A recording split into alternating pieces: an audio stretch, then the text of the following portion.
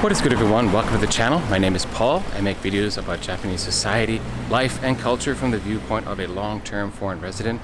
I've been in Japan for nearly 20 years now, and welcome also to another sweltering, hot Yokohama day in early July. It is 30 degrees Celsius and like 5,000% humidity.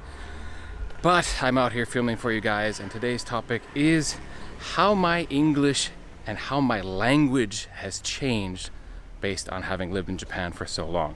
So if you're going to live in Japan, planning on it, these things might happen to you as well. And if you live in Japan already, or another foreign country perhaps, you can probably relate to some of these. So let's get into the first one, which is you level your accent in a foreign country, especially one where English is so far from the mother tongue of everyone, Japanese. Leveling the accent means you basically get rid of any strong regional accents that you might have. For me, coming from the Midwest and Wisconsin specifically, I had to get rid of my hard A sound. Yeah, I used to call it a bagel, and I had to pick up my bag, and oh, you're being very vague about what you're saying. Yeah, I used to say those things. Now I will say you're being vague. Please pick up your bag. And I do eat a bagel now.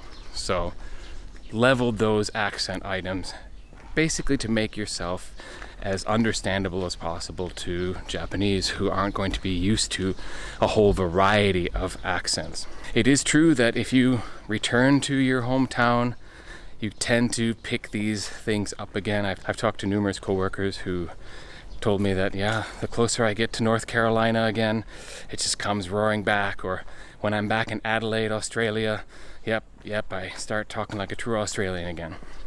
But here, everyone just kind of levels their accent. Now this one and other ones I'm going to talk about may not happen so much if you're working as an expat in a foreign company, like an American company or a British company, something like that. If your coworkers are mostly other Brits or other Americans, you might not level your accent or do these other things as much. But it certainly happens if you're like me and you're teaching in Japanese schools. Now, the second one is somewhat related. I not only level my accent to be more understandable, but I also choose my words more carefully. I basically simplify my language in a lot of ways. For example, if a friend were to come over to my house, I might tell them, go ahead and sit down on the sofa. Sofa, well-known word in Japan, but if I told them, oh, go ahead and have a seat on the couch, I might get a blank look. Have a seat on the, not as often used phrase in an English textbook, and couch is definitely less used than sofa. So things like that, I've had to be more careful in my choice of words. An example that happened recently was a video call with my mother who asked my wife, how are your folks? And I knew immediately that my wife was probably not going to understand that, and she didn't. So I had to kind of say, oh, your family. And then she could answer the question. Family, the known vocabulary word in Japan. Folks, not so much. And speaking of word choice, when I am speaking with other people for whom English is their first language, I've picked up a lot of slang from my Aussie and British coworkers that I never would have used or probably not even learned if I was back in the States. For example, I will unironically use mate. I'll call my friends mates. And I will use the phrase cheers unironically, not meaning to drink alcohol cheers, right? But the greeting or sign-off cheers. Things like that. Even I've caught myself using not obscure ones, but ones that I don't know why I took to them. Like I will sometimes catch myself saying, I gotta go get my sunnies, referring to sunglasses. At least there's no crocodiles in the pond behind me, so I'm not tempted to start calling crocodiles salties and freshies like the Aussies do, but I do call my sunglasses my sunnies sometimes. Another way my English has changed is I speak a lot slower. People have commented on this channel that I have a very relaxing, laid back delivery style to my videos. And that's absolutely true. Part of it is because I don't do as much jump cut editing as other people do, because I want to kind of keep a continuity as I walk around. I usually only edit if I flub my words somehow. But the other reason is I just have a teacher voice now. Again, if you're in an expat company, you're working for Amazon or Google or something in Japan, this is probably not going to happen. But as a teacher, I'm always cognizant of speaking at a pace that my students are going to be able to understand.